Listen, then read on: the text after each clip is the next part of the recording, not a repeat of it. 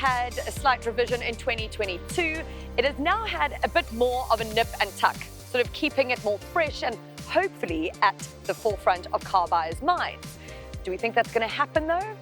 It's hard to say because the Stelvio is a bit of an anomaly. It's a great product, but it doesn't sell the numbers that I think the Italian marque would like it to. If you look at some of its rivals, what they sell in 1 month, this takes an entire year to sell the same amount.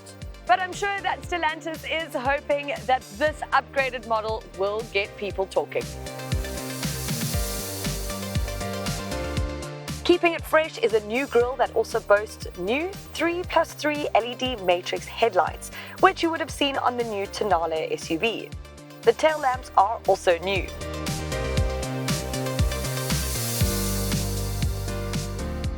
The biggest change in this cabin is this 12.3-inch digital TFT display that has 3 layout options. So you've got Evolved, Relax and Heritage. And I think Heritage is probably my favorite because it's inspired by the models of the 60s and 70s. They're not exactly blow your mind away different, but it is quite a fun little gimmick to add. The other thing that is interesting is that the Veloce is so well spec'd that the only option that you can get is this sunroof at 20,000 Rand. Otherwise, everything else is standard. This includes leather seats, Apple CarPlay and Android Auto, USB-A and USB-C ports, wireless charging pad, heated seats and steering wheel, dual zone climate control, a powered tailgate, front and rear parking sensors, 20-inch diamond cut alloy wheels, adaptive cruise control with forward collision warning and autonomous emergency braking, auto headlights and wipers, and tire pressure sensors. So this goes up against the likes of the Mercedes-Benz GLC, the Range Rover Evoque, the BMW X3, Audi Q5, Lexus NX, and even the Volvo XC60, which happens to be one of my favorite models. So it really does have a lot to live up to, but it feels very upmarket in here, except for, and I think it's a big downfall, is this pokey infotainment screen. Now, I don't exactly love the huge ones, but this just feels a little bit outdated. It's very tricky to use. It took me an age to figure out how to connect my phone. Once I eventually did, it was fine, but again, it's just quite hard to navigate. And so that would be a real downer for me.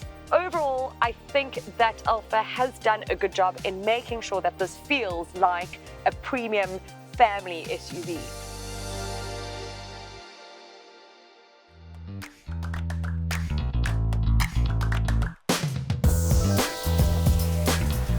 What hasn't changed is the engine. You've still got the Alfa Romeo 2-litre 4-cylinder turbo engine. It's got 206 kilowatts of power and 400 newton meters of torque. It sends power to all 4 wheels via this 8-speed automatic transmission. Now, I don't think that there is a more engaging or more dynamic drive in this segment than this Stelvio. It really is such a fun car to drive. If there was one thing I would change, it would maybe be going for smaller wheels. These 20 inches make things a little bit firm for my liking, but I don't think it's going to bother most customers. With regards to fuel consumption, I'm sitting at 10.6 litres per 100 k's, which is really high. I would love it to be lower than that. I think I've probably been driving it a little bit too dynamically, and so that is why, you know, it's this high. So if you drive it more mindfully, you're probably going to see a much better reading. And the problem is, with a car like this, when it's so fun and engaging to drive, you tend to not drive mindfully. You drive a little bit more spiritedly, if you will.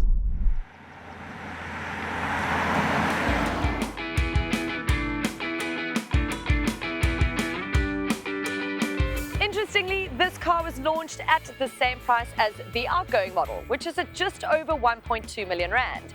Is it better than its rivals? I would say it's a great alternative. The rivals may be a little bit predictable and a bit safe, whereas this offers a combo of really dynamic driving with being a practical family car. So for me, I'd say it's worth considering.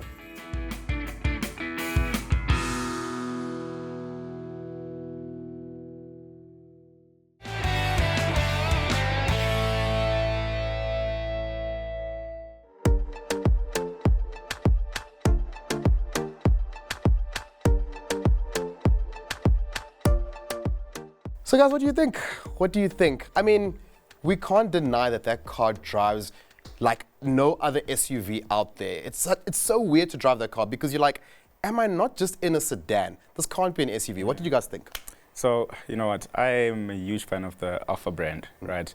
The Stelvio, even more so. I think it's such an engaging drive, sporty. You can't even fault the car. Yeah. I mean, for the price you get, especially for that Veloce at 1.2 million rand, it's packed with almost everything. You don't even have to tick anything extra. Whereas now you're looking at the Q5 and even the X3. What are we looking at for the X3? You're looking at, I think, 9 something. M40i, what are we looking at? 1.2, 1.3. Yeah. And that's before options. Yeah, fair enough. So I think that for me, I'm going Stelvio.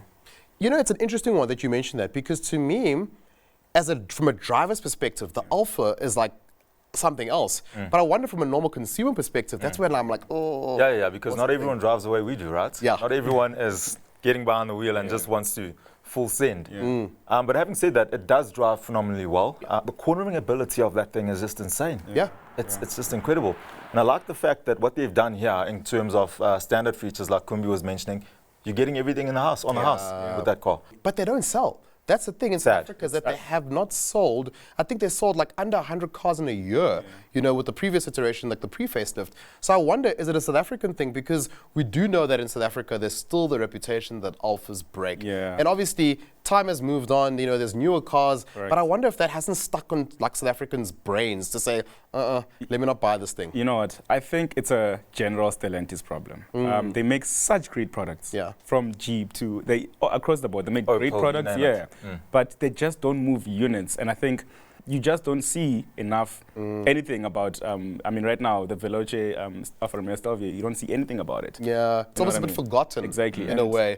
But you guys also think now from a model derivative perspective, because we know that you've got obviously the 2-litre, 200 kilowatts odd. Then you've still now got the QV, which is probably a bit much for the average consumer, 375 kilowatts.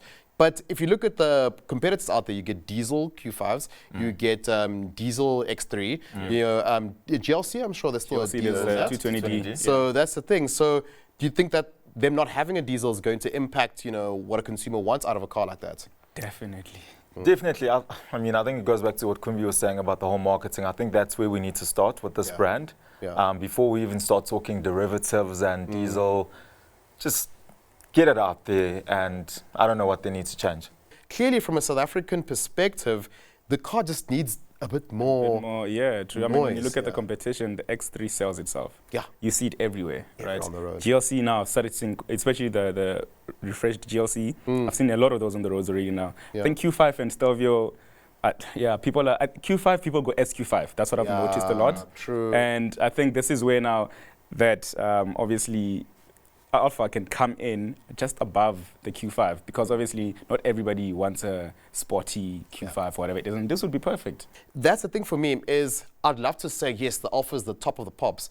But ultimately, we have to think about the long journey of this consumer. And as much as it's a new car show, you know, people are going to have to sell this car after 2 years. Resell. And if they're not selling now, when you have to get rid of this thing, the resale is going to be bad. And it's the unfortunate thing about these cars that they're so great, but it's been an age-old thing. Volvo, Alfa, a lot of these cars that like are really good, resale value at the end of the day is a big thing. So don't be the first guy to buy it. Yeah. Be the second guy to buy it. I like that. Take the, Let someone let the else first guy take take the knock, knock. eh?